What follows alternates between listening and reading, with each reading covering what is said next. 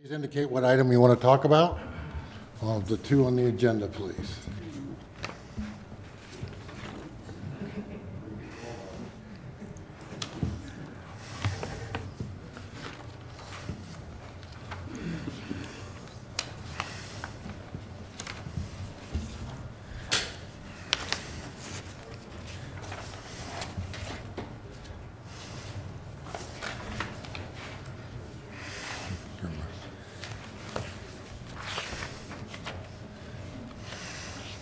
Okay, well, we're getting the last people sign up. If you'll bring those to the staff, please. We'll go ahead and call this meeting of the City of Cottonwood Planning and Zoning Commission into session at Monday, September 10th, 2018, 6 p.m. in the City Council chambers. Amber, would you do the roll call, please? Yes. Commissioner Hart. Present. Commissioner Dowell. Present. Commissioner Dowling. Present. Commissioner Norwood. Present. Commissioner Masters. Present. Vice Chair Wasden. Here. And Chairman Williams. Here.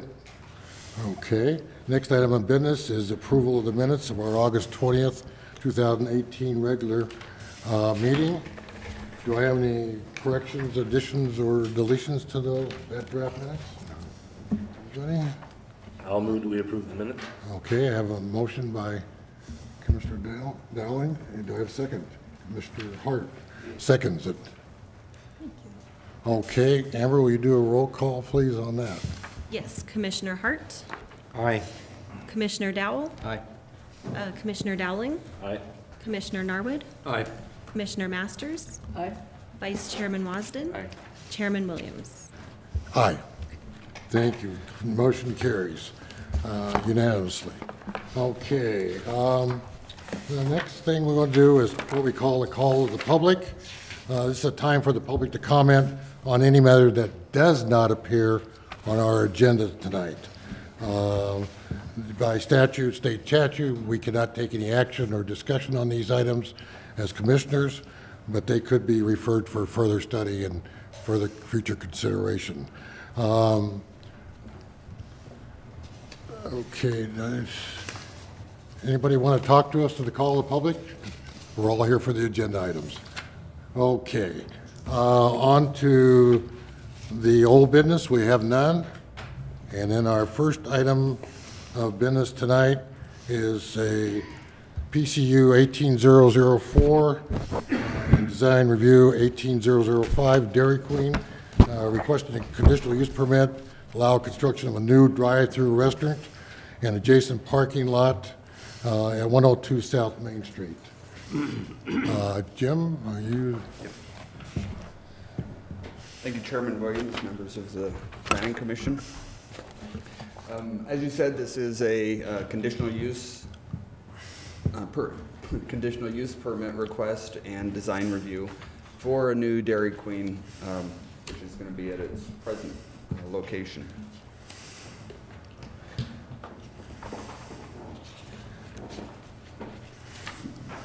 It's at the northwest corner of Main Street and Ash. It's about a block south of the intersection with Mingus, and it does comprise of two adjacent parcels. The Dairy Queen that's there now is on one with a single-family residence on the adjacent parcel. As I said, this is a conditional use permit design review for a 2,842 square foot restaurant with drive-through facilities. The reason it needs a conditional use permit in the C1 zone requires a conditional use permit for a drive-through restaurant.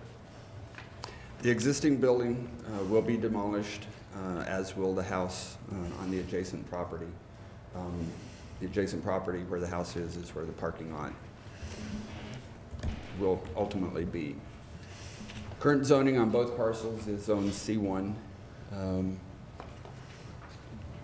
They're required 31 parking spaces.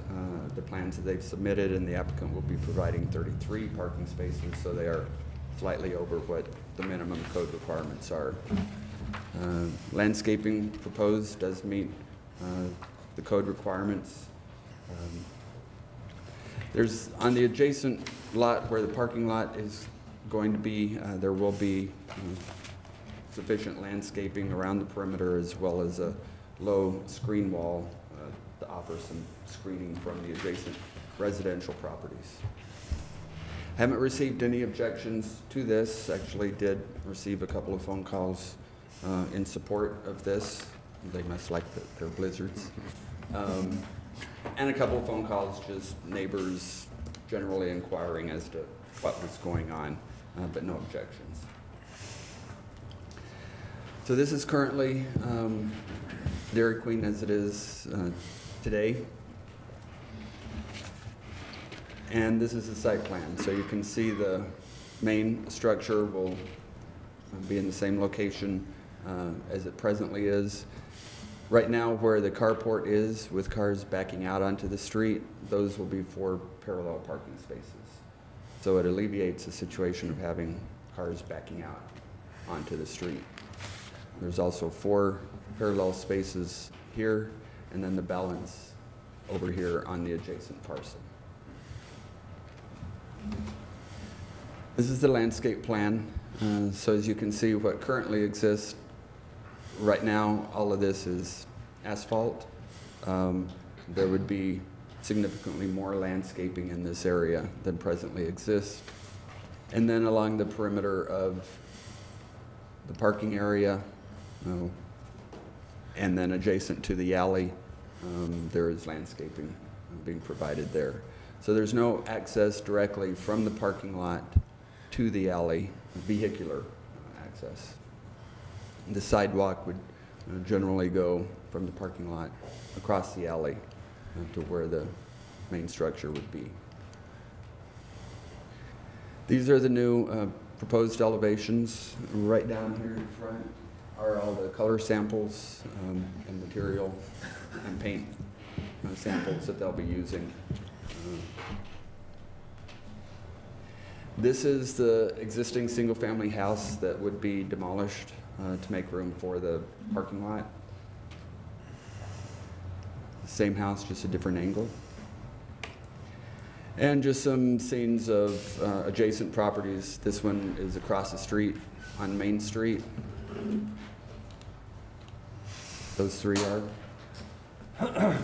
This is across to Ash. And their neighbor to the south. It's a street view looking to the north and to the south. This is looking down the alley, basically standing right in the middle of the alley between where the new restaurant would be and the lot, looking to the south. And a few of these are just neighborhood shots looking on 15th Street, the other direction on 15th. Kitty corner from the parking lot. Some of the residences in the neighborhood. And that's all I have for that presentation. So I'm available for any questions, should you have. I know we've got the applicant and architect here this evening. If there's any questions I can't answer, they're available also. All right. We'll start with Commissioner Hart. Any questions? Actually, 2. One superfluous. I noticed on the application it said Dairy Queen Orange Julius. Are they going to be serving Orange Juliuses? Yes. Thank you. Thank you. Thank you. The other one has the city civil engineers expressed any concern about the closeness of the exit lane to the corner Let me of get the back street, to that.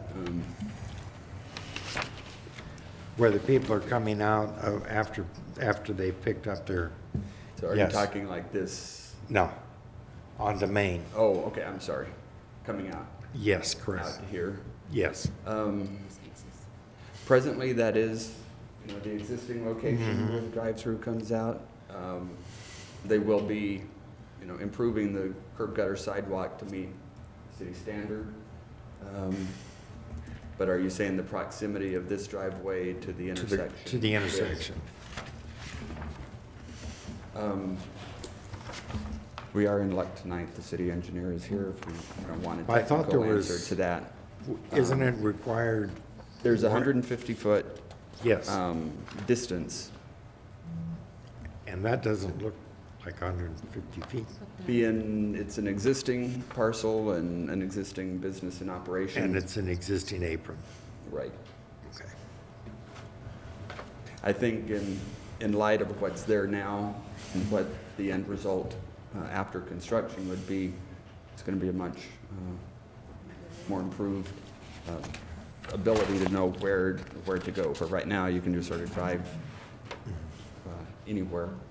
Okay, thank you. This will make the traffic more controlled. All right, thank you. Okay. Any questions, Jim? I guess my only, and I think it's answered here on the diagram, but the alley's gonna be asphalt and that walkway's gonna be cement from the parking lot to the structure itself? Right. So they're gonna refinish that and put, There would be a difference in, texture, for the visibility as well as. yeah, but that is gonna be finished, it's not gonna remain dirt. Correct, it will be finished. Okay. No other questions? The distance in between, there. to Yes, here. sir. Sure. My question was kind of the same thing. How far down that alleyway does that asphalt or surfacing go? Does it go just to the property line, or does it go beyond that? What would your distance beyond the property? Okay. It's a question we can get back to you on that. Okay. Commissioner Della? Just in reading the letter of intent, I did notice there's something here that says something about a Dairy Queen garage. I don't see any of that mentioned. Is that a separate? An earlier iteration of these plans had a storage, had a garage down sort of in this location that was for their storage. That is not they needed more area for the parking, so that went away, it did go away. Commissioner Norwood? I Questions of have Jim? one question. Was there any discussion with the applicant, Jim, relative to the vinyl fence? Was there any other alternatives that were discussed for that 6-foot structure? No, I have not had any discussion with them. The 6-foot portion would be only adjacent to the residential use to the south. Right, Around the perimeter would be a 3-foot buffer along with the landscaping. And the reason why I ask is that I think is it a chain link fence with vinyl slats in it? Is that what that is? No. Oh, okay, fine, thank you. Commissioner Master? I don't Any have any questions? questions. Okay. Jim, I don't have any questions either. Before we proceed, though, I would like to let everybody know and welcome our city attorney, Steve Horton, to tonight's meeting. And also with attendance, we're very happy to see our mayor, Tim Walensky. Tim, welcome. Always good to see a council person here. Have interest in what we're doing. So, okay, I guess we're ready. I don't have any real questions. I think you've answered everything I had. The applicant, who's representing them? And if we can have your name, sir? When you get up to the microphone? My name is Jim Lawler, and I'm the builder for this project. Good job. All right. Do you have anything you want to add to Jim's presentation to further enlighten us on anything? He did a fantastic job, I'll say that. One of the things that is changing on this, that the engineering wanted us to narrow the exit at the drive-through onto Main Street. Right now, it's a pretty wide Yes, it is. entrance there. So we, with curbs and landscaping, have narrowed that down to just 25 feet. 25 feet. And nobody could drive in the front now like they do Right, currently. there won't be Yeah. parking in the front. No. That will be outside seating there, actually. Yeah. Not where the parking is, because that's in the Right. right of way, but we do plan to have outside seating Okay, up good. there. Well, let's see if any of our commissioners have any questions. Maybe you can answer them as the contractor. I have no additional questions. I have no questions, sir. I had a couple questions. Was there any thought given to, one of the things that I love about the current Dairy Queen is the outside seating, and I see that in the front, but I don't see any type of like shielding veranda or anything that comes out, or on that side on Elm Street. And I was wondering if there was any thought about that with, that's such a great area that is existing, and the front of the new design, I don't know if you can go back to that, Jim, is just kind of benign. I know you can put like umbrellas out there, but there's not really a inviting outdoor area where like you have now, and I think that's a great thing that the current property has. It is.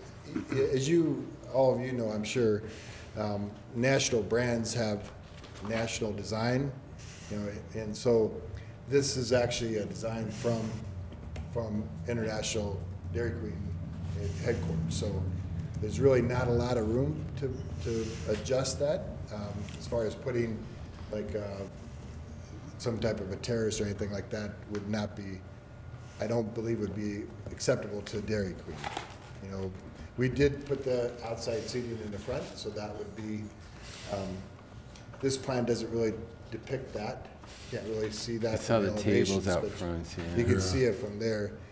And so the street side, Main Street side, with the landscaping and the eating area there would be pretty inviting. That should be better than just a straight wall. Right, it's just the exposure. I'd asked earlier about the paving of the alleyway. If that ends at the property line, or if there's any, in some of those pictures, and if you've driven by and looked at it, like maybe it would be to the benefit of your project to have some cleaning take place along there too, since that's right along that. I don't know if you can go back to that, Jim. Yeah, I'm sorry, some what along there? Where that ended at, the paving, and that's looking down. Does it end at the property line, or does that continue down any further? No, I think for our purpose, our understanding, we just need to do it to the property line. We will definitely make sure that the transition from the pavement to that level will be even, so there won't be a drop in elevation there. Right.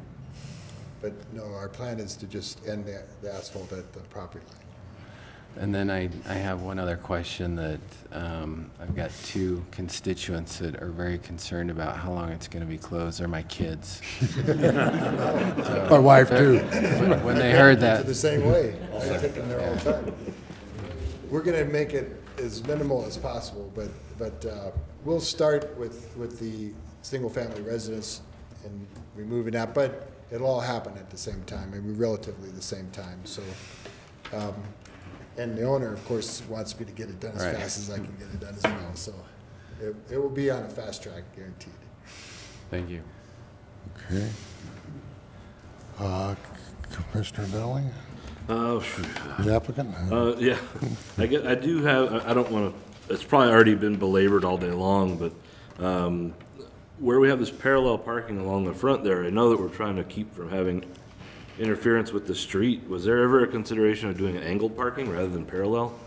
Because it just seems like that could get to be a real rodeo in there with people trying to get back and forth, and I realize it's there's only so much you can do, but I wondered if it might be more.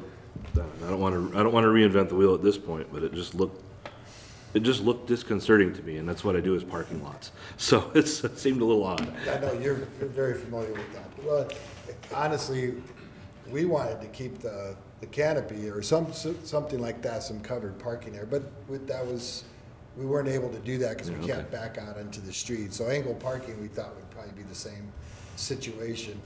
Parallel parking is similar to Main Street. Yeah. Where you have parallel parking there, so we felt like the city would be okay with that, which they've been. So far. In order to get that, we needed those spaces to at least get that one more space. Yep. So we definitely need to have that. Now, one of the stipulations in this is that we provide for 4 bicycle parking, and one of those might turn into that. We're not certain exactly where yet, but we're thinking that's probably an area for that. You know.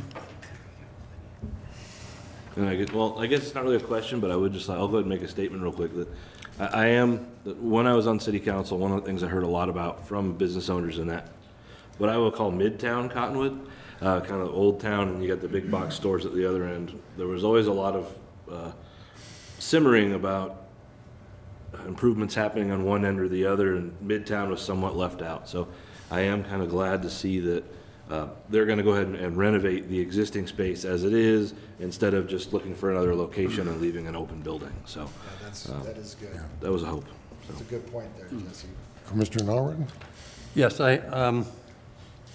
I agree with Mr. Dowling. I think it's going to be a major improvement for that corner, and also on the way into Old Cottonwood. The only other question I had, sir, was do you have a beginning date, and how long do you think the project will take? From the beginning to As soon as the these guys give end? us a building permit. Well, from, That's the biggest hurdle we got. why did I know you were going to, Impression idea or what? yeah, why did I know you were going to say that? I think our target is around January or February, Yeah. you know, to start. Because we have to complete the plans, get the CDs all completed, get it out to bid, and then put it in for building permit. At the time we complete CDs, we'll put it in for building permits, so we fast track that just a little bit. But so, you know, we believe January. That's our hope to start is around January. And the build-out time, how long does it take to build it? Of course, the owner's here. He wants me to say 2 months, but that wouldn't happen. It would probably be 3 to 4 months, somewhere in there. 4 months. Okay. Thank you. Commissioner Master, do you have any questions of the applicant? That was my question too. I wanted to know how long it would Yeah, right. take to build it. I think it's a great project. Thank you. We think so too. Yeah. Can you guys maybe arrange for a Dairy Queen food truck in the interim? That's a good idea. All right. Any other questions? I don't have any questions. Thanks, Jim. Okay. I have 2 sheets from Mr. Olivia Del Rio. Mr. Lewis didn't indicate what item you're going to talk about. I assume number 2, sir? Correct. And Mr. Ellie W.Y.? Mr. Lee? Yeah, what number? Number 2? Item number? Could be. Okay. I don't know. Well, the Starbucks or the Dairy Queen? I'm Ron Louis from 43 South 15th Street. All I right. retired here, bought that home, loved it because I could legally park a Winnebago in my backyard, and have intentions eventually of remodeling it. And I'm all for this, the Dairy Queen's renovation. I think it's a great idea. I think it's good. It's going to do a great thing for the town. It's good for the neighborhood. My big concern, we have to get animal control under control. The property adjacent to that property, across the street from it, in the corner of Ash and 15th, they have 4 dogs that are out all the time. So I don't want to be walking from Dairy Queen with a hamburger in my hand and a bag, okay? And I have been bitten. Okay. On Christmas Day, I was attacked by those dogs while I was carrying Irish soda bread to the girls at Circle K. I had nothing to do with Christmas Day. I made Irish soda bread for the girls at Circle K. I had 4 loaves in my hands, and I fell into one of your potholes on the street. And I'm the reason 15th Street just got fixed last year. And I don't sue. I split my nose open. I landed flat on my face when those dogs attacked me. Now, I've called police department numerous times, and I actually watched one of your animal control sergeants, or person, round up the dogs and put them in the backyard and close the gate. No leashes, no collars, no tags. I have scars, I've been bitten, and I've been attacked twice in that street from the same dogs. And animal control does not take care of it. And a Friday evening, I wanted to take my walk. I called the police department. I said, I can't take my walk. They're out. They said, we don't have animal control at this time of night. Saturday morning, early at 6:30, this last Saturday morning, I wanted to take a walk. The same dogs that attacked me, they're out. No collars, no leashes. Your police department says they don't come on until 8. Well, unfortunately, they're not our police department. We're just a commission. I You need to talk understand to the that. council, I understand yeah. that. But Yeah. here's what I'm saying to Dairy Queen, Yes, okay? They have a liability there. Those dogs play in that yard that Dairy Queen's gonna tear down. Saturday morning, Friday morning, they were out there in that yard playing. A police officer was there.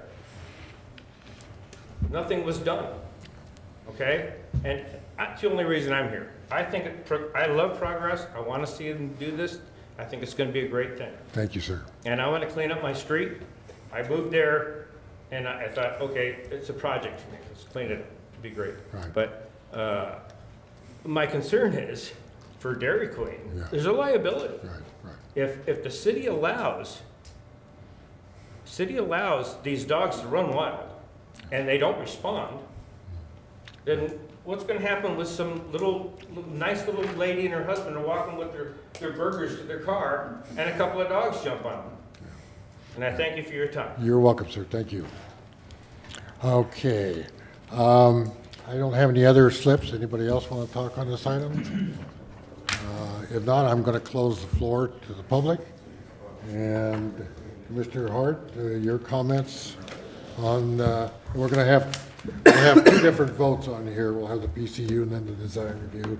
But your comments on either. Well, I like the project. I think the getting rid of the asphalt in front of the building and actually putting in some real landscaping is going to be a big improvement. I also thought that was a really intelligent solution to the parallel parking that they created, because they're actually giving some maneuvering space that's not on the street, so that people can pull off the street, do the maneuvers that they have to do to get into the parallel spaces and not cause any extra traffic. Thought it was an excellent solution. I think the idea of refurbishing that whole corner is just an excellent idea, and I think it'll be good for the city. Commissioner Now. I think it's a great project, and I can't wait to see it done. Me too. It's a great community business, and so I'm excited to see that. I hope that there is some still persuasion for outdoor eating. That's such a great venue to have, so I hope that maybe there's a possibility that that still exists, especially with the great climate we have here. But I think it's a great project. Commissioner Nally? I'm all for it. Like I said, I like to see that infill happening, so it gets a yes from me. Yes. Mr. Mayor? Nice project for the town. I wish them a lot of luck and congratulations. Nice Mr. program, Mayor. nice plan. Yeah. Mr. Manager? I think it's a great project. Glad to see it going down. I would second and third that. That sounds good. Yeah, that's definitely a traffic problem right now with the way that parking is and coming out of that parking lot and people shooting into the front of there. If you're in the drive-out window, I've almost got hit a couple times trying to get out of there. So that's going to be, looks like an excellent plan, and improving the development of the city, and look forward to seeing it done. My wife says do it fast too, please, so she can get a root beer freezes. Vice Chairman, I will entertain a motion for PCU 1804 first, please. I move that we approve PCU 18-004. I don't see any stipulation. I think that's what the Yeah, DR. yeah, we've got them back here. I think that's, is that for the, on the design and working portion then? If we're doing two motions? No, let's do it with this one, and we can tie the others into design review. We could just tie maybe that first one in. with the following stipulations: that the project is developed in conformance with the development plan submitted for the September 10th, 2018 Planning and Zoning Commission meeting, and as may be further modified.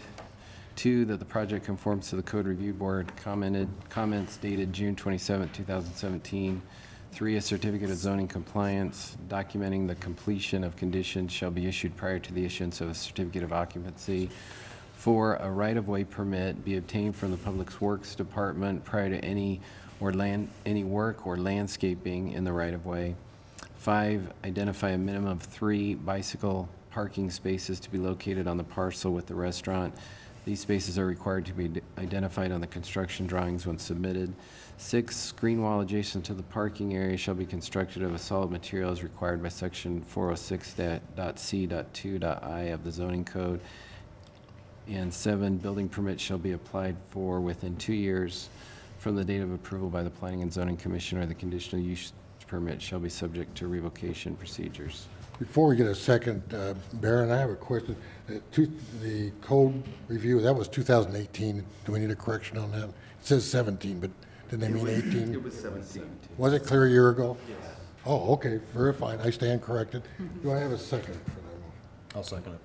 Okay, Commissioner Dowell seconds that motion of the Vice Chairman. Roll call, vote please. Commissioner Hart, Aye.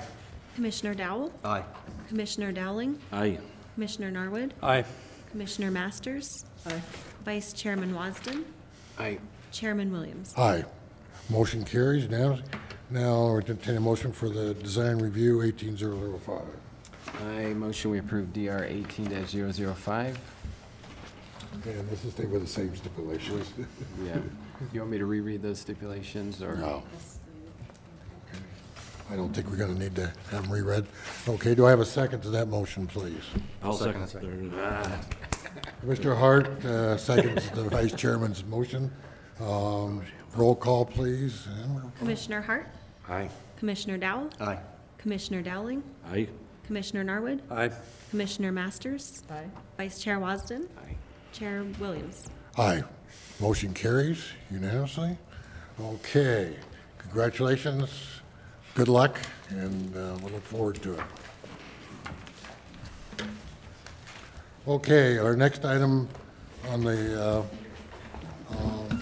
agenda is rezoning request Z 18002 and design review for 18012 for design approval and zone change on one parcel for C2 heavy commercial, one parcel PAD, planned area development, to PAD, planned area development, in order to develop a drive-through coffee shop at the corner of Route 89A and State Highway 260. I'm going to jump in real quick. Yes.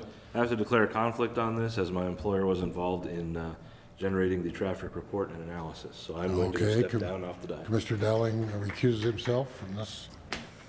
And, okay. Scott, it's all yours, sir. Thank you, Mr. Chairman, Commission. Good evening. Z 18002 and DR 18012. Starbucks, 1010 South Main Street on the corner of State Route 89A and 260.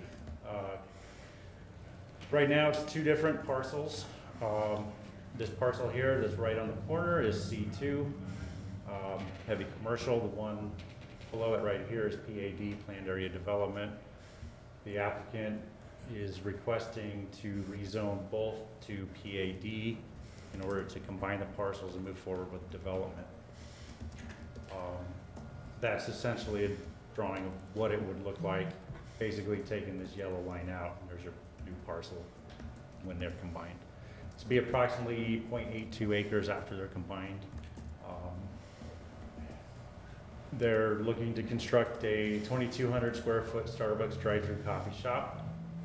The PAD ordinance requires that the zone change be in conformance with the general plan land use category. Currently, this area meets that standard. This parcel down here is the PLD zone, which is planned development, and up here is the general commercial, which is also included in that. So combined, it won't affect the general plan. There's no need for any general plan amendment on this proposal here. Again, the property has 2 frontages on major highways, State Route 89A and 260. There's not going to be any new access drives off the highway to access the property. There's already existing ones that are accommodated, one on State Route 89A, one on 260. Using an easement to then access the driveways on the property. There's going to be 2 driveways on the property. Currently, there's only one. Current one will stay pretty much in place. They're going to add a second one kind of on the south part of the property. The drive-through is going to wrap around the building adjacent to the highway. I'm going to back up a little bit. It's going to go along here, along 260, wrap around 89A Main Street, and then come out again right here. So the drive-through itself is going to be closest to the highways. A low screen wall is going to be included with the landscaping along that section to prevent headlight issues with traffic in the drive-through and traffic on the streets, blinding each other. Total of 25 parking spaces are required, 24 will be provided. This means that the applicant has to request in writing to the Community Development Director a reduction of up to 10 spaces. In this case, you're only going to ask for 1 space reduction to meet that requirement. A staff report, traffic study was provided by the applicant to ADOT. ADOT responded, gave various options, and you should have those in your packet. Various options to the applicant to mitigate any traffic concerns, and one option they gave him was to construct a right-hand turn lane on southbound/eastbound 260 into the shopping center. That is what the applicant is proposing to do. You see it comes in after you make the corner here, comes in along the edge of the property adjacent to it, down here and into the shopping center, which then the entrances to the property are here and over here. Landscaping meets requirements most of the way. There's a little bit of only a 7-foot landscape buffer down here because of the size of the property and having to accommodate parking in the right turn lane. Once you go basically from the drive-through entrance, wrapping around the property along the 89A Main Street side, it becomes 15-foot landscape buffer, which is typically required on major arterial streets. There's a few exceptions to that if the property is under an acre or has less than certain frontage, and that can be reduced to 10 feet. So overall, along this section, they meet it. Down here, they're a little bit under. The building itself, these are the elevations. I do have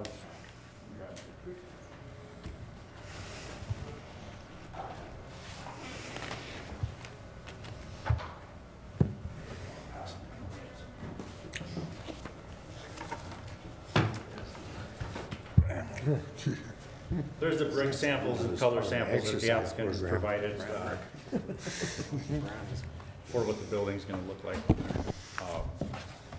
He'd be a weightlifter. There's the west and north elevation there.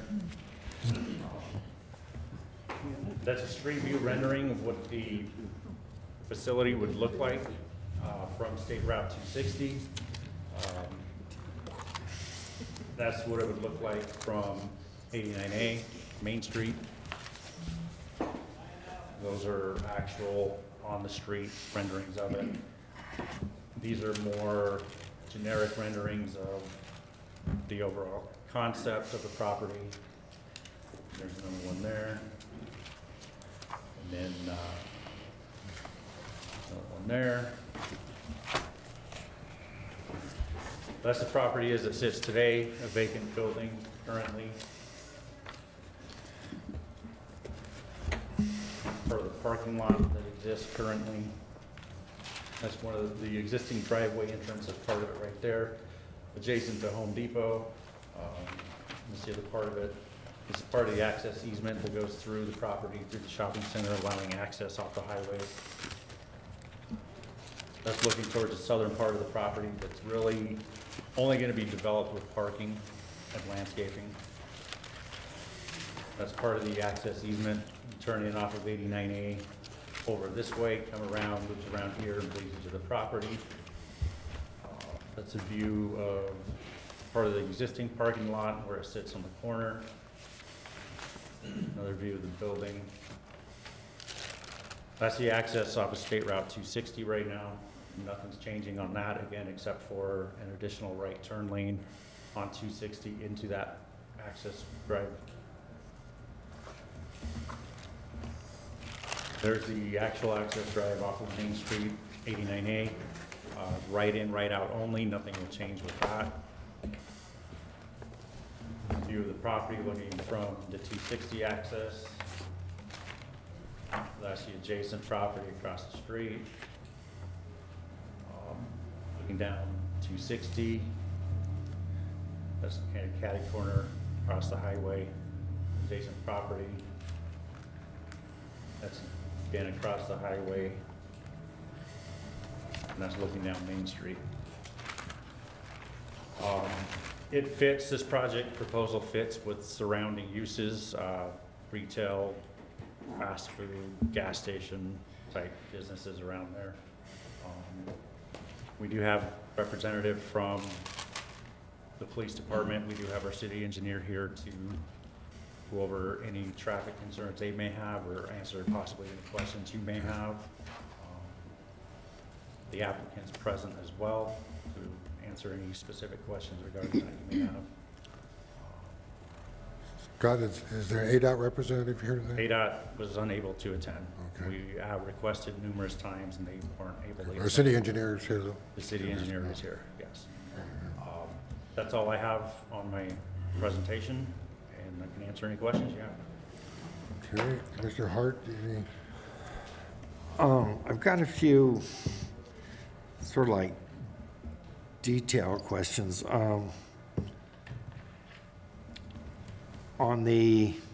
In the text, it says that the screen wall is going to be 3 foot 4 inches high. Correct. On the detailed drawings, it shows the periodic columns as 3 foot 4, but the wall 3 foot. Which one is it going to be? Is it going, or is the wall actually going to be 3 foot 4? And when you get into the drawing, it shows the column, and then it shows the wall, and then it says 3 foot. So is it going to be the 3 foot 4 or the 3 foot? That's something we could have the applicant address to confirm that. Okay. Whatever you would require on that would be acceptable. We don't have necessarily a minimum that they have to do. We just requested at least, 3 to 4 feet in order to accommodate that. Okay. Construction. Well, then most of my questions then would be more oriented towards the owner, so I'll wait until then. Good, thank you, sir. I don't have Mr. any Adele? questions. I don't have any questions. Questions? I don't have any for Scott. Okay. Mr. Norwood, do you have any questions of Scott or the city engineer? I have one question for Scott. I'm looking at the right-hand turn off of 89A, around that bend there on the first map. And I was just wondering where and how much of that proposed right-hand ingress lane that they would put up, I mean, how distinguishable is that? I don't quite understand the drawing. It looks like it's part of and not part of the inner lane of the two southbound lanes. How is that actually going to work? And what I was thinking is if you have a turn like that, you may have people making a right-hand turn off of 89A onto 260 South and stay in that lane, thinking that that's the lane, when it isn't. I was just wondering how that would be handled, or am I thinking wrong? That's a good question for our engineer and/or ADOT. Okay. They're the ones who We'll could call the engineer up in a minute. answer specifically on If something. somebody could answer that for me, I appreciate it. Good. Commissioner Master, have any questions of Scott, or? Probably not, probably for the engineer, 'cause my concern is they can get in there fine, but Right. getting out. That's Yeah. because I'm a Home Depot fan, and I have a hard time getting out of Home Depot. Yeah, You know, so that, and then there's gonna be more people, more cars, more traffic. right, How are they gonna get out of there yeah, safely? yeah. So- Go down to Fry's. Okay, city engineers here, could you Yes. introduce you, please? Harry, come up and, I've got a question that might be relevant, or a couple questions too. Yeah, Oh, great, thank you. your name, Hi, sir? I'm Robert Winnicky, city engineer for Cottonwood. Good, welcome. Thank you. Yeah, maybe you can answer Commissioner Norwood's Start question, with that, first that's one fine. right on. Again, I'm not the design engineer here, I'm just one reviewing it. So Right. this is my interpretation of how it's gonna actually work. Scott is the center button? Okay. So basically, you've got turns coming in off 89A to 260, right? So people will make the right turn or the left turn, and this will have a skip stripe. So basically, a white dash to show that a lane is forming, and you'll see that the curb is actually starting to diverge from the travel lane. And that opens up to a full width, and where that happens, you have a solid stripe, which denotes the right turn lane. Okay, so there's striping as well, striping, you'll have the arrows in there indicating there's a turn lane to go ahead and actually direct people to enter. So they'll actually pull them out of that regular travel stream. I was more concerned with people making the right-hand turn off of 89 heading east. Right here? Yeah. Okay. I think, again, the striping here, the natural way this comes around, it actually is set to put them into the normal through lane. And because this starts off as a substandard lane width, they're not going to naturally tend to end up into that area. So they'll find that there should be going to the straightaway, because this is actually going to pull itself back from where the existing curb is right now. So it'll start from your existing lane, widen out, and by the time they're hitting that point, they're already going to be in that lane. Okay, Okay? thank you. With regard to ADOT, they issued a June 6th, 2018 letter with regard to the traffic impact Yes, correct. study waiver. If the developer chose one of the three methods, looks like the developer has chosen number 2. Yes, they have. But have we received any further correspondence from ADOT with regard to this? Any update for this, or now is it just wait till the project gets planned and then they have to do their formal approval, I right? think right now, we're still in the middle of going back and forth. Right now, the developer's been putting together his conceptual ideas as to how he plans to make all these things work and to accommodate ADOT's requirements. So I think this is something that'll actually come as we. Yeah, we'd have to stipulate that might come down the road. You have to get a permit final permit from ADOT They'll have for to get permits construction from ADOT to work in ADOT's right away. They'll also have to get permits from the city to work in in. the city as well. Correct. Okay. We're kind of in a weird position because ADOT controls the right of way here, we don't. So we kind of rely on ADOT in that manner to issue the permits, but we will do some of the inspections as Yeah. well. One of the concerns I think several of us have is, there's ways in and out of there other than coming out of Home Depot, but it's very inconvenient. Yes. I guess a Starbucks customer was dedicated enough would go clear down to the stoplight. That left-hand turn is, I tried that once many years ago, and I would never do it again out of Home Depot. Right. What's your consideration, what are your thoughts on that? Again, the traffic study that the engineering put together, and ADOT has been reviewing and going back and forth on some different iterations of that. Basically, the peak times that you have your primary users coming to Starbucks Right. don't necessarily coincide with the peak times that we have of the larger traffic at the intersection. So because those two don't overlap, it should kind of equalize out over time. It's kind of the way the numbers are presenting themselves. Okay. What's the major impact time there? I think it's actually around 3 o'clock in the afternoon. So it's the afternoon, not Yeah. rather than the morning traffic? Correct, It Okay. seems like the level of service is much worse at the afternoon time when you have people exiting on First Street from the high school and everything else. So the morning coffee drinkers shouldn't be impacted as much as you would I have. don't believe so. Again, I'd have to go Right. back and look at the report to see All exactly right. what the numbers show, but that has been accommodated in that traffic impact study. There's been discussion over the years, or, just talk, this always, and just think the city council indicated that's was a priority type project to be considered what to do to relieve the traffic at this intersection. Right. Problems. It's going to get worse with 260 opening up and Sedona, ADOT directing Sedona traffic up 260. Has the city adopted any plan, or is it just still in ADOT, or is it still, it's just, to me, it's just a, We're actually in the middle of working on other mitigation efforts along this whole corridor to help relieve some of the congestion that we have. We've submitted to ADOT for some different grants. We haven't made the priority list to get on the current funding cycle, but we're still petitioning ADOT for additional studies. They're actually looking at retiming the signals to go ahead and help alleviate some of that congestion that you have from the intersections. Because what you find right now is you'll get a free flow at 89 and 260, but the light at First Street is red, so you start backing up there in front of Fry's. So they're looking at trying to re-time those signals so actually the phases work better, that as the large flow from the intersection 280 or 89 and 260 happens, it gets relieved by the light at First Street changing. So they're working on those types of things right now. And it's but not a major reconstruction, but just mitigating things in that. more mitigation at this point. We have the Verde Valley TPO put together or had a consultant put together a master transportation plan for the whole region, and they actually recommended a possible bypass Right. of First Street, jutting or kind of extending to the west or northeast Yeah. behind CVS, and actually intersecting 89A before the bridge, Yeah. somewhere around UVX Road. So that's something that would be a potential reliever there.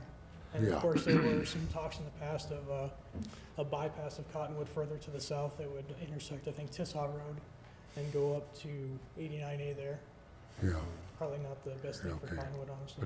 That's still a possibility in the future, way out somewhere. I think probably. I think that one's much lower on the priority list. Yeah. I think the shorter bypass there by CVS is the preferred option. Okay. Because that way, we still get people coming past one of our major sales tax generators being Walmart. Yeah. If that doesn't happen, then that's Okay. bad. Okay. Commissioner Hart, I'm going to let you ask your In questions. part of the text, they were talking about putting in some additional signage at Camino Real Yes. to direct some of the Home Depot traffic to what I would call the rear Right, kind of the Elm Street entrance. extension. Is almost. that something you're still considering? I'd have to go back to the developer on that one. I think we're still in the middle of considering that. That's part of the overall mitigation to try to direct people and recirculate them. Because if we have everybody going out at 260 and 89A, that is going to be an issue. I mean, 'Cause, people I right mean- now kind of do what they want. They go out behind Home Depot, they go to First Street. Well, depending on whether I'm going to Fry's or Yeah. Home Depot, that right-hand turn lane for the one going from the 89A to the 260, Right. that gets really crowded. Yes, it does.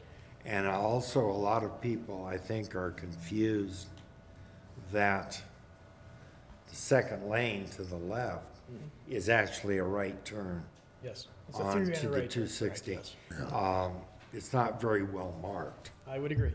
And we are working with ADOT on striping as well for that, to try Okay, and so mitigate that. those are all things that are in These the are all works. parts that are kind of in the background that we're trying to work on. They may not be directly associated with this project and what the developer is required to do, but we do have other things that we're working with ADOT on to try and get different measures taken care of at this location. This is something that came up before then. We wanted to get the restriping done.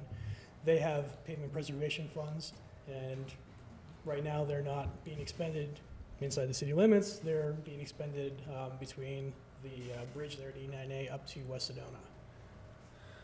What about the actual road that goes past Snap Fitness? Okay. And is there any Is there any thought of widening that, or, Actually, the way the plan is drawn here. because, I mean, there's not even a divider stripe on that. Right, exactly. And it's an internal access road, so I don't have jurisdiction over that, because it's on private property and it's done by easement between the different entities that share it. But they actually are gonna try and reconfigure this a little bit. Right now, the existing curb is back here, and you notice that this is really wide. To gain parking and everything else, they're going to actually narrow this down, kind of direct traffic a little bit better through there. So it's gonna help, constrict things, which should help slow people down. But, the Well, I was hoping they were coming up with something to be less constrictive. Yeah. Because, I mean, I see that as getting just really, really congested. Right, I think the way the major circulation. That No, I understand. exit point from, Oh, up here on 89A? no. Right here? The exit, yeah, that one right Down there.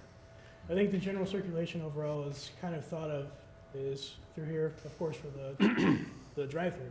That's natural the way it goes. I think for the most part, a lot of that will probably be followed for parking. There's that potential that people will come in through here, you're right. I think the majority of the users are gonna come in from down here though. Okay, all right, thank you.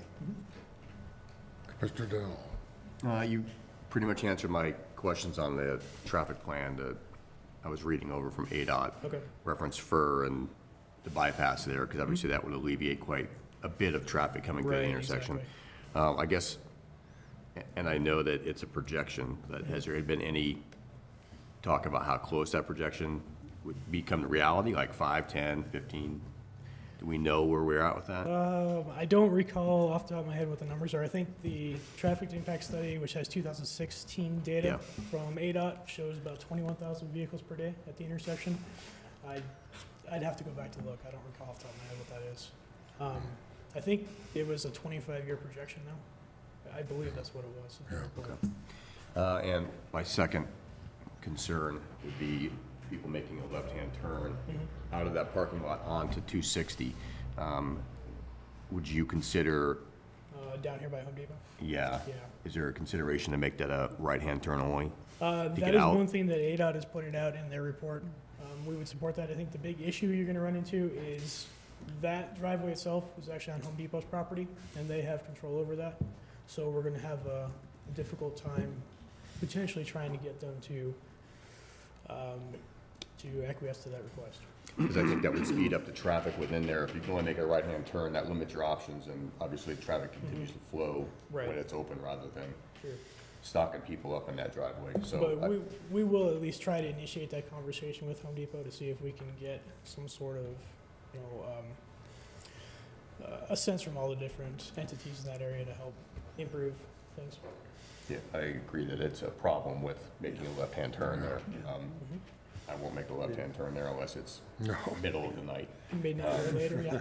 So that would be my concern, but I think there's a right-hand turn up there on the access road off to the north, and I know that works well because it doesn't get stacked up. People have no other place to go but to the right, and I think that would help here, especially keep the traffic moving, so, I guess that would be my only concern. Vice Chairman. I just had, you mentioned the times, and I didn't see in the traffic study, it said AM time, and you mentioned the Starbucks early morning time. What is that window, and what is the city's window on busy time AM speaking? I didn't see that. I don't know if anybody else, I could never pinpoint, it just said AM time. I don't know what AM time is. Actually, the AM time I'm referring to is when they did the study, the data collection itself, I think it was from 7 to 9 a.m. to try and catch a peak hour during that range, and then they did one again in the afternoon. It's in the data collection tables that are in. Yeah, I didn't see that. I went through that and could not find that. Excuse me, but that's not what I read. What I read was that, like Mr. Wozen said, there was no times listed in the studies that I saw what they considered to be peak hour, and they only chose 1 hour. So there wasn't over a 2-hour period. Okay. And I did a little Tom, just hold on a research second. on, Commissioner, let's see if Commissioner Watson's through here yeah, first. oh, you're done? I'm sorry. I'm sorry. No, that's all right. We're probably talking the same thing. The other concern is, it is such a busy intersection, and I don't know that the January timeframe, the 2 days in January, that's like, it seems like is more of a slower time in the valley. I'd say is one of the slowest months. So I don't know that's really reflective of how busy that intersection is. Right. Even Starbucks hour, it is very busy early in the morning. The other question I had in your discussions with ADOT, I know they're not here, but has it come up? My big concern is not only the traffic. I think most people are not going to come down and do the right turn onto 260 and get in the turn lane and wrap around. They're going to do the shortcut, and Right. so that's going to be really congested. And there's a parcel there that's a commercial piece too. Yes, it is. Potentially, there's something else that's going to go in there, and the congestion that we're all envisioning that is existing right now, compounded with Starbucks, compounded with something else, is the city in discussion with ADOT about that? And if so, what else can be done? It almost sounds like there's the mitigation you're talking about is really the extent of it, but were those things that came up in your conversations Yeah, with we ADOT? have had other discussions with ADOT about that. They are aware of potential other developments that could happen over there. So they are looking at these different things. I don't know that I can say with certainty where Yeah. everything is, because they're at different stages in the game.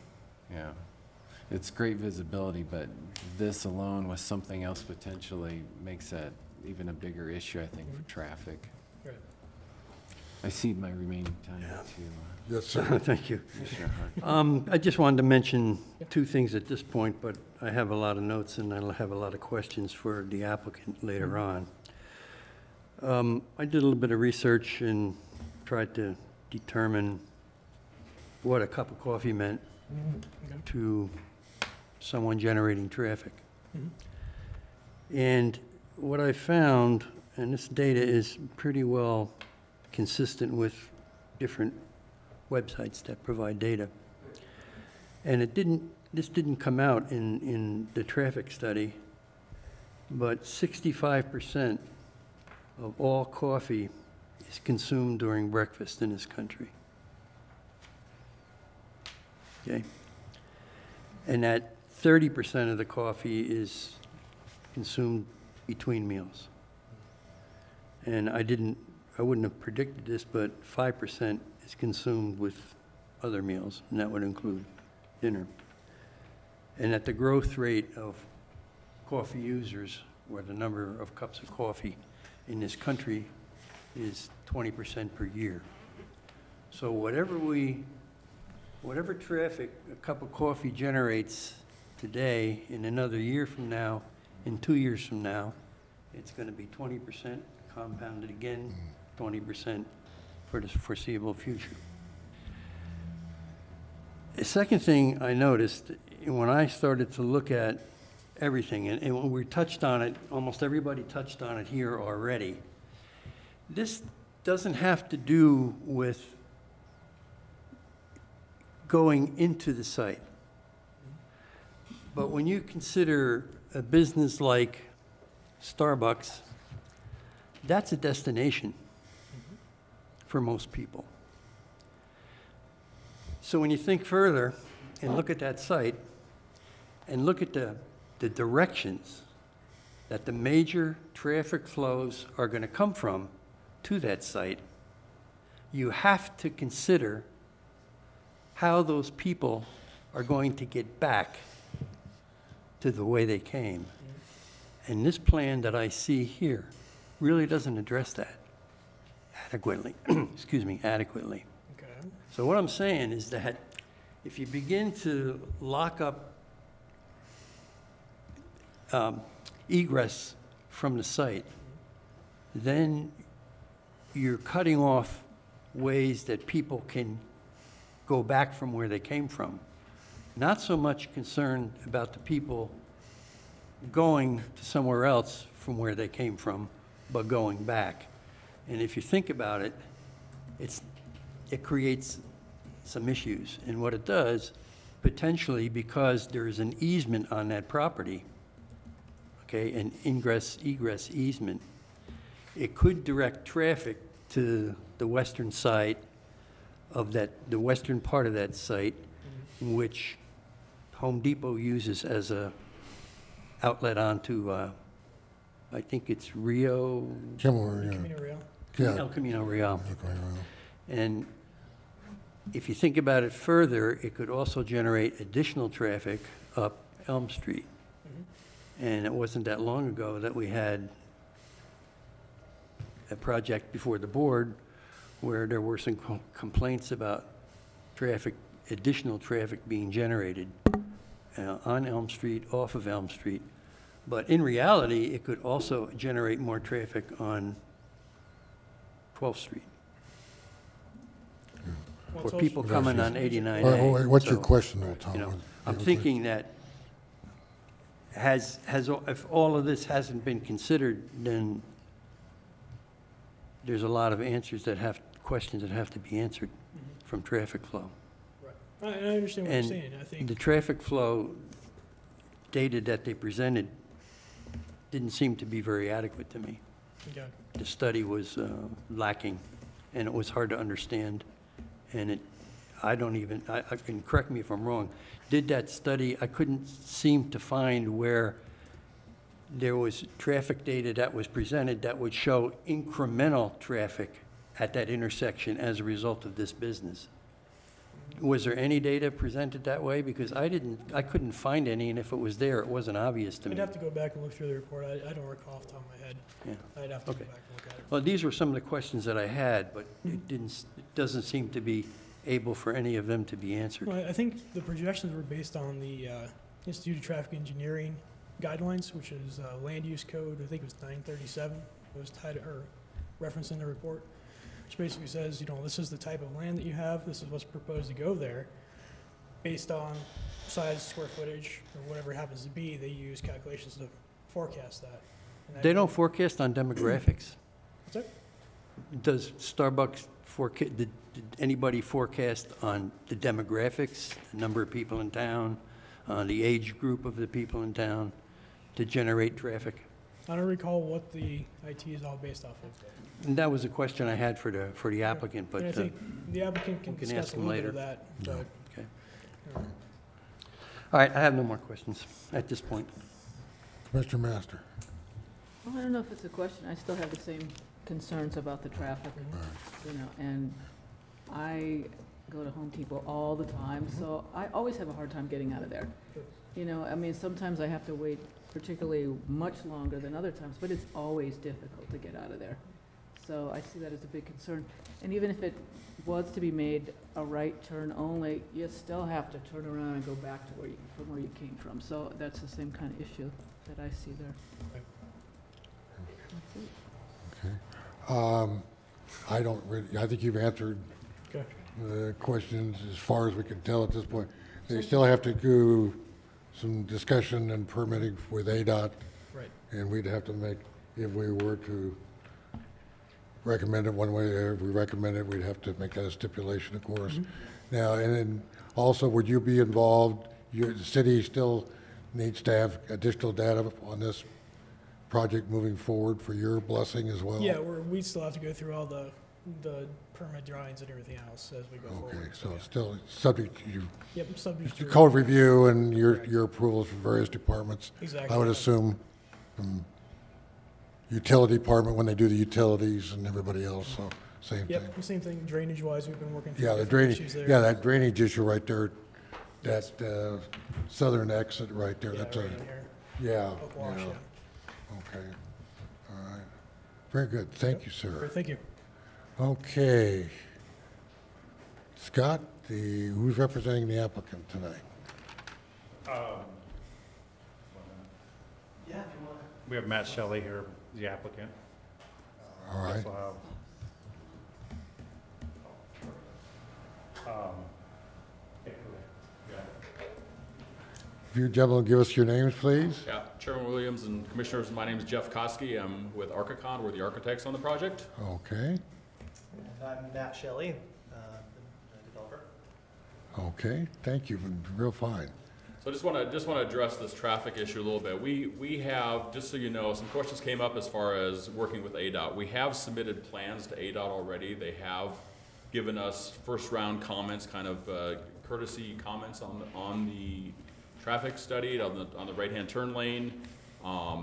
They did generate comments back to us, which were minimal, but they're in approval as to our right-hand turn lane right now. You know, I agree that traffic's traffic here, and you know, we have met the requirements from the traffic study as required by ADOT and from the city. So, I mean, as far as traffic goes, I don't know, you know, what else we can do other than the standards that have been set by the traffic, you know, traffic engineering and ADOT, and we seem to have met all those requirements at this time. So that's with the traffic that I can answer at this time. So. The other thing that was mentioned about the wall, I just want to bring up. So yeah, our plans do show a 3-foot wall, and the intention of that is to have 3 foot above the curb level of the drive-through. So there will be places that the wall will be higher than that, but the minimum is a 3-foot tall wall from the top of the curb around the drive-through lane. Okay, but your text says 3'4". Okay. We can do whatever. I mean, we can do Well, I mean, 3'4". And I'm thinking that. Yeah, I did see that there is a conflict in the drawings that is dimensioned at 3 foot and 3'4" to the top of those piers. So, I mean, block coursing is 3'4". Yes. So logic says it's going to be 3'4", is what it is. We can do if you want to stipulate to 3'4", we would. Well, I was thinking that the taller the better. Yeah.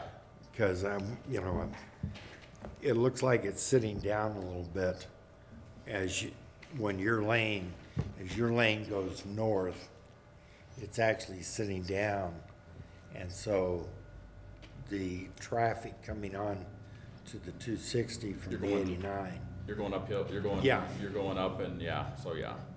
So we could, if you wanted to stipulate to 3'4", that would be fine with us. I think that would be a good idea. That would be fine. I have no problem with that. So. Okay. Any other questions, sir?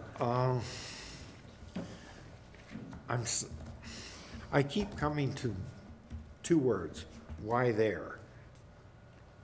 Was there something about this particular site that drew you to it? You know, I don't know what Starbucks' reasoning is. I don't know if Matt can really answer to what their reasoning is. Just, you know, Starbucks wants visibility, and this is definitely a very high visibility corner. And they just felt that this was the one thing about this site is a very strange shaped site. And so in order to make this thing work, it's been extremely challenging to get everything to fit in. And you know, it really lends itself, if anything's going to be developed here, it really lends itself to this kind of a small building footprint use on this site. So. Well, when I was studying the site, I'm sorry, I thought you came up with a really, really excellent solution to the traffic problem by creating the long lane.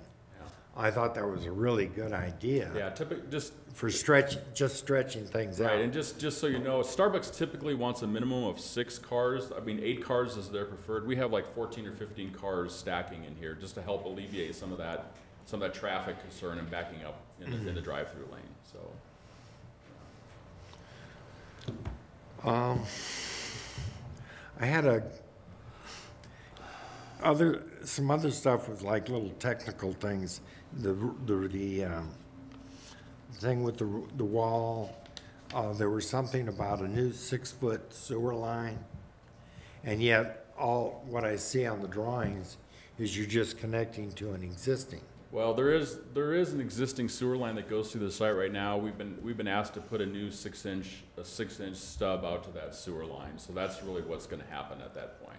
And utilities got to look at it and approve it anyway as we get into construction documents. But that's the minimum that we want to do is 6-inch. And the other issue is there's what looks like a water main that's going to run under the building. Are they intending to reroute Correct. that? That is an old line. There's really been no other than us finding or making some designations. There's no easement for that line right now, so we think it's just an old line left over. But the intent is to reroute that around the building. Right. Correct. Yes. So we're aware. Yeah, because I saw that and I was going, no, you don't run mains under buildings. Yeah, we know something is there, and our intent is to reroute that around the building. Okay, excellent, thank you. I don't know if you can answer, or you can. Yes, I am. I don't know if you can answer this or not, but something that may alleviate some of the traffic would be, is the other Starbucks going to remain operational to alleviate some of that? So we're not drawing it all here. Can we answer that? I don't know if I can, is anybody from Starbucks here? Or? I am Mark, okay. You're here. What was the question with the other Starbucks? Is the other Starbucks going to remain in operation to at least pull some of? One in Safeway one? Yes. Yeah, that's a license. Safeway owns that Starbucks. They'll continue to operate as is. Okay, so it's not going to draw, you're not going to draw all Starbucks people to one location. There will be 2 locations now to alleviate some of it. Well, that helps me a little bit. I don't have any other questions. Just reiterate the traffic concerns. I think we talk a lot about the external egress issues, and I think internally, especially once another property, commercial properties on that west side, just coming out of Starbucks is going to be a hardship for people, because most people do come into Home Depot, they use that kind of cutover, and that's what most will do. So the traffic, the right turn traffic lane, I don't know that will alleviate a lot of traffic coming from that southbound 89A. Aesthetically, I did have some questions. Was there any consideration of other materials for the rock veneer? And I'm kind of leading that question because it's a nice design. I'm a river rock pusher because of the significance of that in our town. Taco Bell has, does Taco Bell have the Taco river rock Bell across? doesn't have river rock. They've got more of a slate. And I don't think that river rock, I know we have that, I forget where that is in our, we encourage that, and we don't do that with every project, but where you guys have that nice wall, this kind of looks like a Starbucks I'd see almost anywhere else. If I go down to Phoenix, it's the same rock, and where it's on such a prominent corner coming into town, further down the street, you see the city has put up these, wrapped these walls with river rock. It just seems like that would be so much more fitting for our local community. If that, I mean, I think we'd be open to that. If that's really the direction that you would like us to go, we would be glad to change that design to river rock. I mean, I don't know. Really no cost difference in that material, so I think that would be fine if you wanted us to do that. I just think that the way that that's viewed, especially on that wall that goes around where you've got those columns that would be wrapped in that too, it would be so much more, I think, geared towards our community. The other question I had, aesthetics, is it's the west view. Scott, I don't know if you can bring that up. I know you've got some. The drive-through window is? Mm-hmm. Yeah, there's so much exposure coming from 89A that I know you've got some landscaping there, and those are kind of terraces to encourage those to grow up. But that's such like a flat surface there. I'm wondering, is there a way to break that up somewhere, you know, even if you wrap around the corner, or not wrap anything, but come down kind of the same distance you've got the pop out for the drive-through window, do something on this end so that when you're coming down and you hit that corner, it's not just this big wall of, you know, kind of darker paint, that there's something that breaks that up, because eventually if something does go next door to it, some of that's going to get screened, except for that end, it probably won't, just by design of the lot. So aesthetically speaking, that would seem to enhance your building and give a little better view for people coming down. Yeah, we know what's going next to us. We're in conversations with what's planned, at least planned next to us. We're aware of where their building sits. But yeah, we could do something else on that corner and give it some more, do something else, another little tower element or something else to break up that side. That would be no problem to do. That's all the questions I have. Commissioner Norwood. Okay, I have several questions, both for, mostly for Mr. Shelley, but whoever feels adequate to answer them, please do.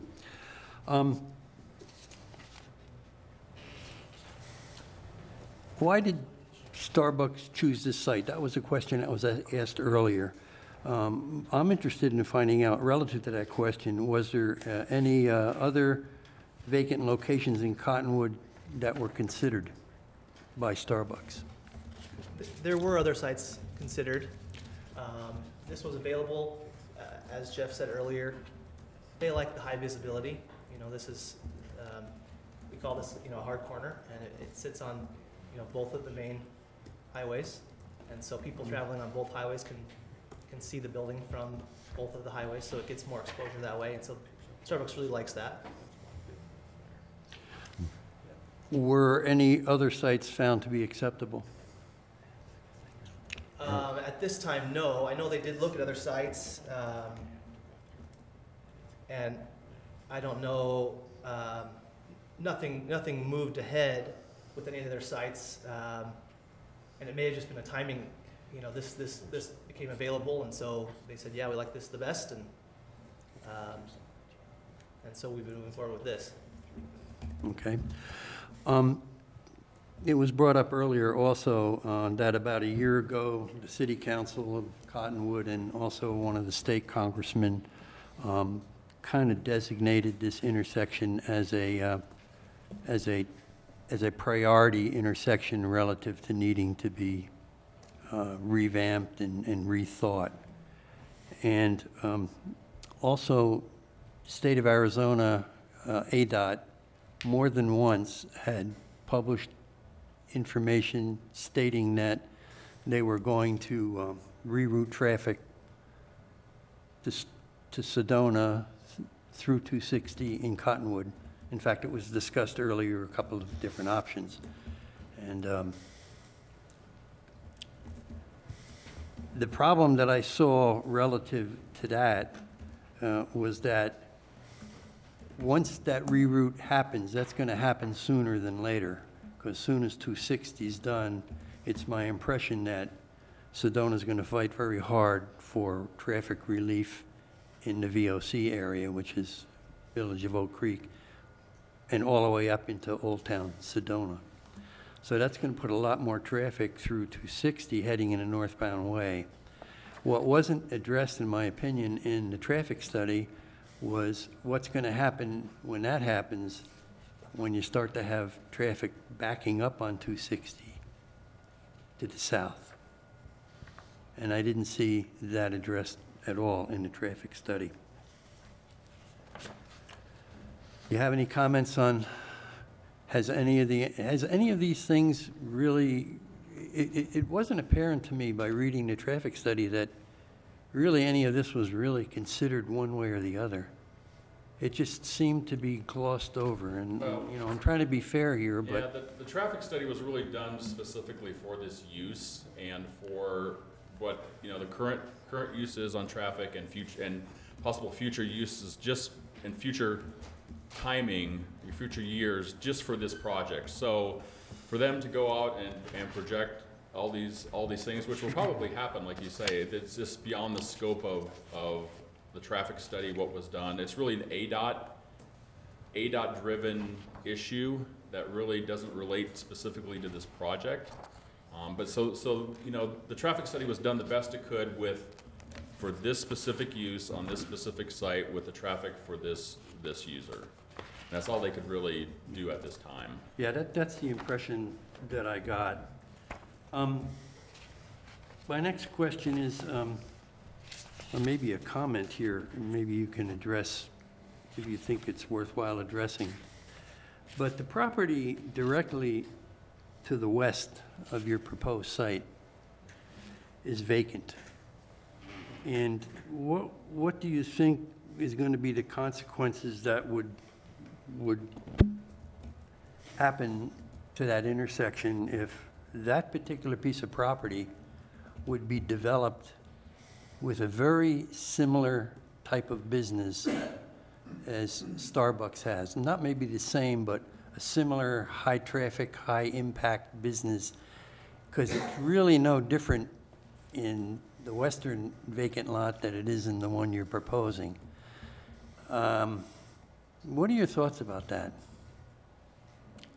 Has any of the traffic consideration has been taken into consideration, that piece of property is very developable. In fact, it doesn't need a PAD, it only needs a site rendering consideration. I think as Jeff said, I mean, we, you know, to this point, it's not been developed. We don't know what it's going to be yet for sure.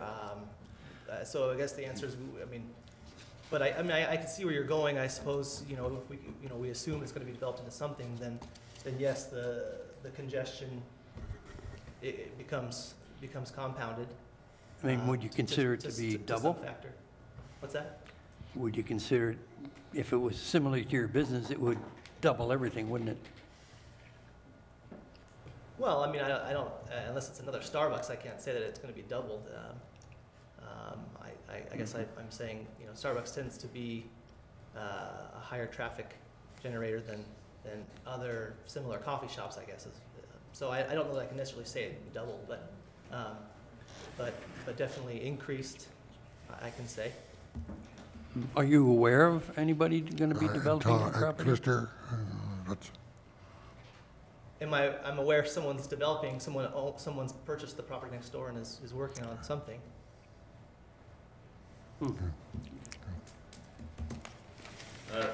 know, I don't know if they've done a traffic study, if they're required to do a traffic study either, but, you know, that would be up to them to do if they're gonna do it, and I don't know if that's a requirement that the city's asking them to do or not, not sure. Would you consider the traffic study that you turned in to be a professional one to this board? I mean, the people who did that traffic study, in all respect, were they people who do this for a living? Were they people who were qualified to do that type of study? Yes, I believe so. I mean, and I went out of my way to find someone that was local to Cottonwood as well, who's lived here for a long time and who's worked with ADOT for many, many years. It is their profession and their job, and so, yes.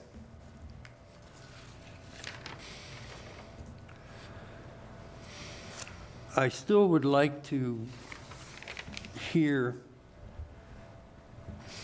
from you folks how many ingresses you have predicted for this particular site. You must have some idea within your system, otherwise you wouldn't be willing to make this investment. And I'm very interested in finding out what your organization, Starbucks organization, has predicted or figures from the demographics of simply selling a cup of coffee and how much traffic it's going to generate into and out of this site. I haven't had that answer yet, and I'm waiting for it. If you could give me an answer. So firstly, we're not Starbucks. We're just the developer. And I know in the process, this question has been raised, I think, by the city. And I've even asked Starbucks similar questions like that. They don't share those things too readily. I don't know, Mark, if you can share anything further on that. I mean, on volume that we're expecting. Mr. Chair, if you're going to have folks make Yeah, you need to come up to the microphone if you would, sir. We're recording this, so we need to have. Yeah, maybe you can help us out. Your name, please? Mark Brubaker, District Manager for Starbucks. All right, good. Can you answer that? The question was, as far as volume and sales volume, that's not something that we normally. No, I wasn't asking for sales volume. I was asking for if you have any information, or when you studied this site and you decided that this site was a good site for Starbucks. And what I understand about sites and coffee is that a good site, okay, would generate between 200 and 500 cups of coffee sold per day. Is that the kind of 500 cups of coffee per day? Yes. Is that the kind of numbers that your company would? Probably fairly close to that, yeah. Yeah. That's a good store. Yeah, and then, you know, when you think about that, if you think that, well, maybe not every car has two people in it, and you begin to look at the number of cars then that would be coming into and out of the site, you would probably maybe come up with a number somewhere in between, maybe 300. Does that make sense? I'm trying to drill down to the Traditionally, numbers. Northern Arizona, I'm responsible for the Northern Arizona market, and traditionally, we see higher volume per cars than most of the valley stores do. So we actually do average closer to three customers per car type of thing in our volume. So that would be if you want to do the math on that one, it'd probably be 2.4 to 3 versus that number of cups for the Northern Arizona market. Yeah, I don't see a lot of ride sharing right here in the Cottonwood area, but, okay, you've answered. That's what we experience. Yeah, right, yeah. I'm sorry? I said that's what we experience in the two closest stores that we're comparing this to, with the Sedona and the Camp Verde, 2 locations. That's what it started going in between two. That's what we see it. So. Data said Starbucks sells 4 billion cups of coffee. I have no more questions. Commissioner Mass. I don't have any more questions. No. Thanks. No, I think the engineering, the traffic concerns, there, and that the engineers pretty much answered that, and we're still in negotiation with ADOT and the city for finalization. So if we were to recommend this up to the city council, and those are stipulations for rezoning, be met to all our satisfactions, that's fine. There's some other stipulations that our staff has made if we were to approve this. Have you looked over those stipulations? Right, yeah. Okay. Any problems with any of that? Okay, just so you know. Okay. All right, thank you. We have, let's see, 1, 2, 3, 4 slips. Dennis Tomko.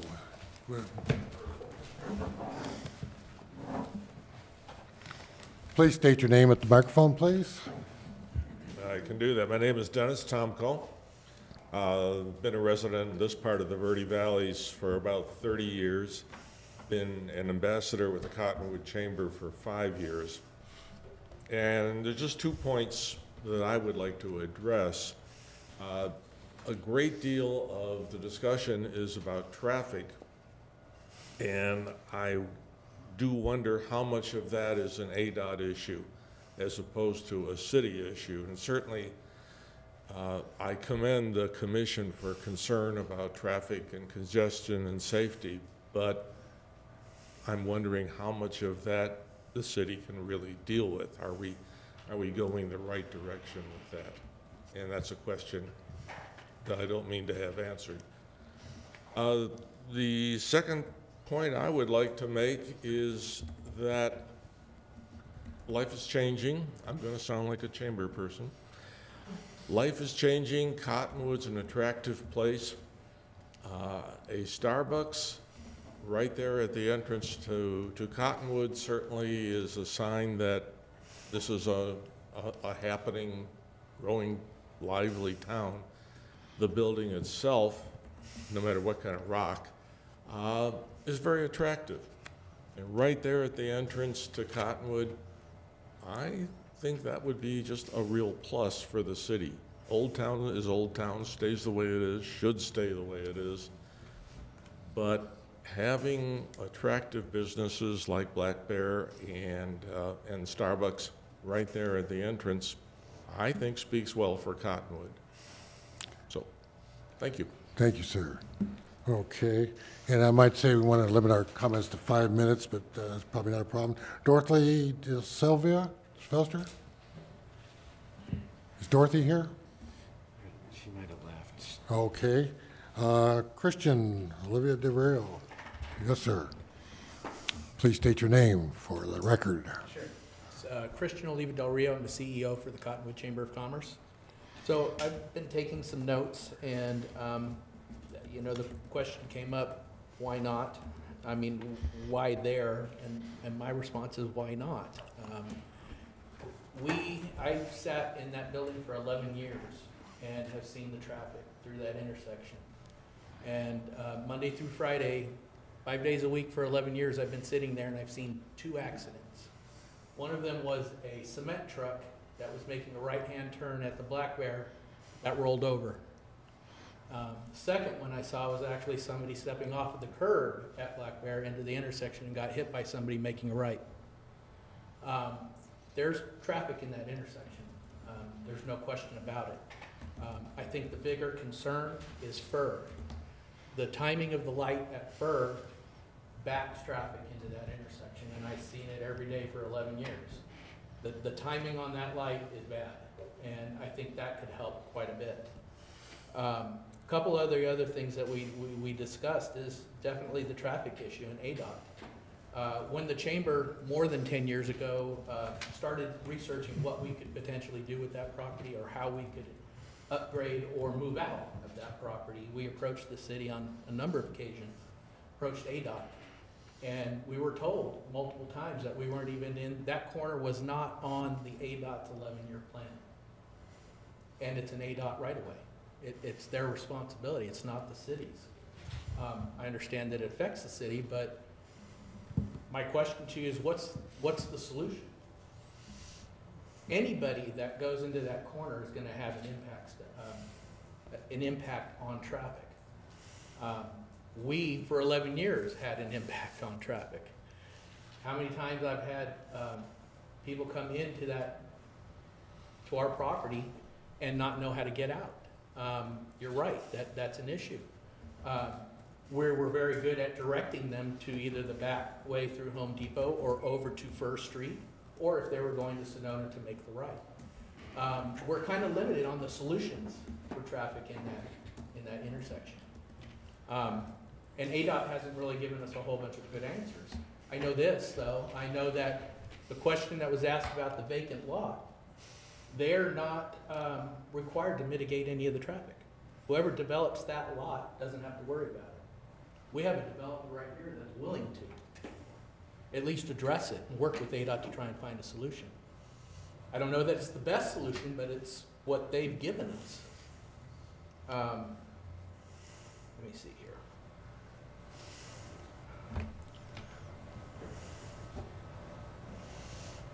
The bulk of what I have to say is just that I don't know if a certain company, whether it's a coffee company, a restaurant, or a chamber of commerce sitting in that corner, isn't going to impact traffic. It's going to. Any business that's there is going to impact the traffic flow. I'm open to ideas and suggestions on how we deal with that. We've talked about the possibility of an eminent domain. Can ADOT come in and potentially purchase the property from us and solve the problem? Can the city? Those are other questions that I hope that you would ask. That's all I have. Thank you. Thank you, sir. Donna Epperson? State your name, please. I'm Tahona Epperson. I'm with Coldwell Banker. I'm also the current chair of the Chamber of Commerce Board of Directors.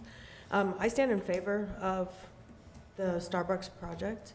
I think that the egress issues that were created at that location came over many years, and I don't think that it's fair for this developer to have to solve Cottonwood's issues with surrounding the egress coming out of that subdivision.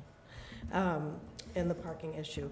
I do think they have the resources that the chamber did not to make some sort of improvements to help traffic, and so I would like to ask the council to support that PAD they're planning and zoning in the project. Thank you. Thank you. Before we close the floor to public, anybody else want to speak to this? All right. I'm going to close the floor, and I'm going to, before we start our discussion, I want to defer to our city attorney on our actions tonight. And we have this quirk in our state statutes regarding our actions or inaction that we've encountered before, as far as our approval or denial or whatever. Can you give us a little bit of? Mr. Chair, from here, since you've held the required public hearing after due notice, the commission's obligation is to offer the council a recommendation. The statute is silent on your time for doing that. Your zoning ordinance says 30 days. But you also, in addition to the recommendation, you're expected to provide reasons for that recommendation to the council. Okay. And I know we ran into a problem where we just let it sort of die and we didn't, and that went up to city council, that issue, and city council couldn't act because we hadn't recommended denial or approval. We had a motion that just sort of died and we didn't bring it up. That caused a problem because because the council, as I understand it, could not act because we did not give them a recommendation. Well, Mr. Chair, that's right. The council doesn't have jurisdiction to make the decision on a rezoning until it has the commission's recommendation. Okay, either approve or decline it. Correct. Okay, one way or the other. So I think that's where we're hoping to head the night, one way or the other. And please chime in if you think you need to. Thank you. In our discussion. And I want to start with Commissioner Hart there, sir. First of all, my concerns with the traffic weren't relating to the 89A and the 260. They're the congestion that's created inside the parking lot. On the other hand, I think that the designers did a really good job of doing the best they could with the lot they had. The idea of coming in with 2 different driveways and elongating the one that's going to be the primary entrance, I think was an excellent solution. I think architecturally, it's going to be a nice addition to the corner. I think the landscaping is well done. The issue with the blocking wall that's been settled. I think that they've done the best they can do. I think it'll be a good addition to the city at that intersection.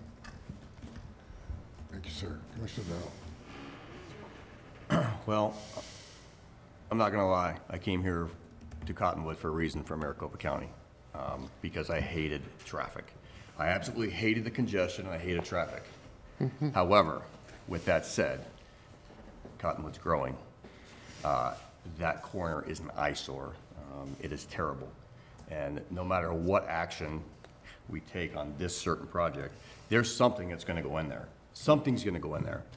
Something's gonna generate traffic. There's no way you can mitigate traffic completely because something has to go there. And for us to miss an opportunity to put something right in the middle of where everybody drives to kind of represent Cottonwood and the growth and who we are, I mean, I agree. Old Town's Old Town. We love Old Town. But we have to have other parts that are growing and existing, and we know that Cottonwood's expanding, and it's going to continue to go for years to come. Do I wish there was a better alternative? I do. I don't see one in the near future, but at the same time, it's going to be developed by this person or somebody else. And with that, I think this project is probably the project to go. There are 7 other coffee companies, at least that I counted. I happen to work a shift that I see coffee. And I know there's quite a few places to get coffee in town right now, so this isn't the only show in town, and I don't think it's going to draw every coffee person in the valley to this one place, because we know from other projects that we have other coffee places also. So with that, I think it's a great project, and I hope to see it going. Mr. Ward. I'm really split because I think the key player here is not present. That's ADOT, and I think several people have brought up the fact that it has not been a priority. It's on a long-term plan, and I have a hard time basing a decision that I know is going to have a significant impact. I think the project, the building, the willingness to put something in there I support that. I don't know that I can support that, and it might be meaningless. I'm thinking down the road, I would rather see a solution come in from ADOT and the city and take a look at that, because once we move forward with this, there's no turning back. The traffic problems that we can only talk about right now, when they become reality, with increased flow, increased traffic issues, changing light patterns might help, but one of the biggest issues is getting out of there. And one of the biggest problems is people cutting through parking lots. And this is the Home Depot parking lot, you got the Fry's parking lot, trying to get out to an access point. And I would like to see a solution put together to solve that, instead of saying, hey, this is a great project, it's great for our town. I agree with all of that, but I don't think it really solves it. I think we're pushing a problem down the road, hoping that we're going to get a traffic solution, and we may not, and it might come at the cost of more serious issues. So I have a real problem with moving forward with the rezoning piece of it because of that. Commissioner Norwood? I agree 100% with Mr. Wasden. I think that, I think more longer term at that intersection, regarding that intersection for the safety, health, and welfare of Cottonwood longer term. There's a lot of things that can happen and may not happen as a result of ADOT or whatever. So I think that I would reserve any opinion on at this exact moment, but I think that the Starbucks being a representative of Cottonwood is also nothing that I think is a good thing. There's nothing wrong with them. I also, think that you turned in a really nice plan. You did hard work on it. You did the best you could with what you had to work with. But I think the missing element here for me was ADOT and what they didn't do for the town, what they didn't do for you. That's all I have to say. Commissioner Master? Well, I have some concerns with the traffic as well, but it's an ADOT issue. So, and I really like the idea of Starbucks coming in. I think you put together a great plan, so I would approve it. Okay. Well, I've been back up here. I lived here in the 80s. I've been back up here now full-time since 2005. This has been an issue since I've been here. I see nobody at ADOT or the city, they talk about it, but how many years more are they going to talk about it? They're just, it's going to cost a lot of money. My personal opinion, you can't do anything at this intersection to mitigate that problem other than build a bypass road somewhere back along 260 over to 89A for people who want to go to Sedona and don't want to come into Cottonwood. You'd have to take out Black Bear, Giant, it would just, and this is not going to happen. And they've been talking about this for 12 years. So we're going to tell this property owner, you can't develop this property till the city and ADOT spend another 12, 15 years studying it to death and not come up with a solution. I have some real concerns about, this particular location too, because of its limited access in and out and still being able to turn left out of Home Depot. That really sort of scares me a little bit, but a true Starbucks customer, I think, is very dedicated. They'd probably go up to Fur or come back out the back, depending what direction they're going to go. From as far as the project itself, I agree with Commissioner Hart. I think, and Dow, you guys have done an excellent job with that. That site is a real problem site. And that design, that type of use is going to be what's going to fit in there. You're not going to there's not many other uses you're gonna go, really, that's gonna attract anybody that wanna really go in there. So I think it's probably the best option for that site. I wish the city and ADOT would have, done something years ago. I personally just don't think that, that they have, we need to, the city needs to just keep sitting and doing. Now, whatever we do tonight, of course, gentlemen and Madam Commissioner, we'll go to the city council. We're a recommending body only. That's fine. We want to recommend one way or the other, if we can, to what we'd like to see go forward. They will be the deciding vote on that. So I think, Vice Chairman, I would assume, do you want to make a motion on this, or? Yeah, so the. We're going to do the PAD first. And also, if we decline the PA, if I understand it, Counselor, if we decline the PAD rezoning or recommendation, there's not much sense to do the design review. I agree. I think it would be moot. It'd be a moot issue to go forward. So, Do you want the stipulations then read with the pad, or? Yes. Mr. Chair, what I'd recommend is, in this case, you can go ahead and read them into the record for one, and then incorporate them by reference into the second. So they appear on the record for both approvals.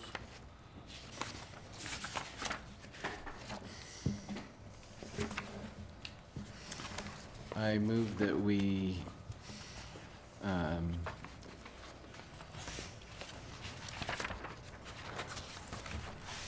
with regards to the PAD, the Z 18-002, for vote, with the following stipulations.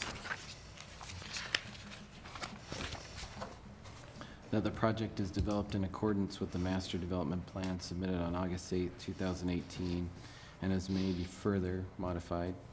2, that the project conforms to Code Review Board comments dated December 4, 2017, master development plan staff review, comments dated June 11, 2018, and July 27, 2018, and any other comments provided by any city department reviewing this project. 3, any other required supporting documentation is submitted to staff and approved, i.e. drainage reports, traffic reports, surveys, etc. 4, all engineering and Arizona Department of Transportation comments and requirements are adhered to. 5, the applicant developer must submit a written request to the Community Development Director requesting an up to 10% reduction in the required number of parking spaces based on the requirements outlined in Section 406, parking and loading requirements of the city's zoning ordinance prior to submitting for building permits. 6, parcels are to be combined prior to submitting for building permits. 7, construction permits are applied for within 2 years of city council approval, or properties will be subject to reverting back to their former zoning classification from city council. 8, a certificate of zoning compliance documenting the completion of conditions shall be issued prior to obtaining a permanent certificate of occupancy. And 9, approval of this request does not confer any vested rights to develop the property unless all conditions of approval are adhered to. Do I have a second to that motion? I'll second it. Commissioner Dowell? Mr. Chair. Yes. There was a discussion, and I'm not, this isn't direction, this is just noting that there was some discussion of other stipulations. Yeah, is anybody, okay, that's fine. Before would anybody like to amend that to add any other stipulation? Or why don't we do that on the second Oh, part? you know We what? could add those in there. River Rock elevation, well, I think those are appropriate for your design review. Yeah. That's fine. Okay, yeah. Any other, do I have a second from Commissioner Dowell? Second it. Okay, roll call, please, Amber. Commissioner Hart? Aye. Commissioner Dowell? Aye. Commissioner Narwood? No. Commissioner Masters? Aye. And Chairman Williams? And Vice Chairman? Oh, I'm sorry, Vice Chairman Wasden? Nay. And Chairman Williams? Aye. Motion carries 4-2. Okay, now design review. Mr. Vice Chairman, can I have a Yes, motion on the for me? designer review, it's DR 18-012. I move that we approve with the stipulations as read and with the addition of the river rock facing, if you're okay with that, the additional west elevation pop out. I think that was, And we talked about The screen wall screen wall being to be 3'4" 3'4". 3'4.5". for the text. River Rock screen wall in the west L. Okay, do we have that stamped, okay? Do I have a second to that motion? Second. Commissioner Hart, for second Vice Chairman's motion. Amber, roll call vote, please. Commissioner Hart, Aye. Commissioner Dowell, Aye. Commissioner Norwood, Yes. Commissioner Masters, Aye. Vice Chairman Wasden, Aye. and Chairman Williams. Aye. Motion carries unanimously. Thank you, good luck. On to the city council. Yes.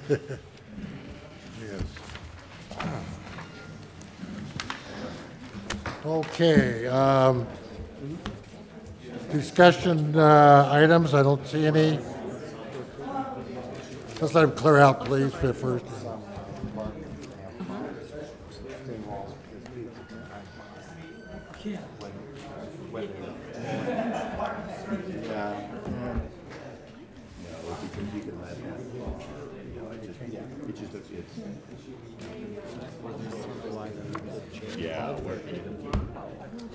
Folks, if you could take it outside, please.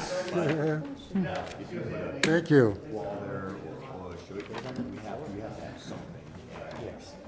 Awesome. I would put up for a wall. Yeah. Some of these uses, but you know, if you put this landscape back, push through it, it dies, at least the walls are permanent.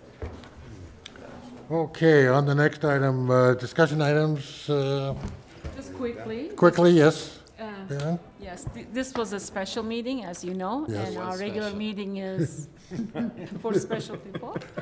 And our regular meeting was supposed to be next week, but we don't have any items, so we won't have the regular Oh, okay, meeting. we're not going to have a meeting next Monday then. No, and then we will have the October meeting. We're going to have an October meeting.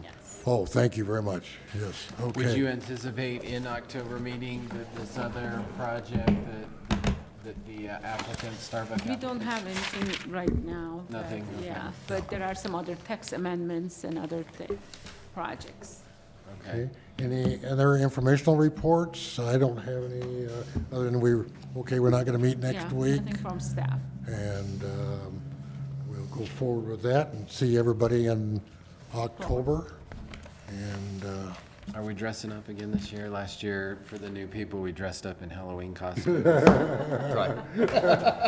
he covers his policeman's costume. Yeah, I say I have a costume. Yeah, I'm gonna dress up as a commissioner. I'll use Yeah, right. Okay. I'll entertain a motion for adjournment. I move that we adjourn. Second? I'll second it. We don't need a roll call for this. Yes. Aye, aye. Aye. Aye. Aye. Hey, let's-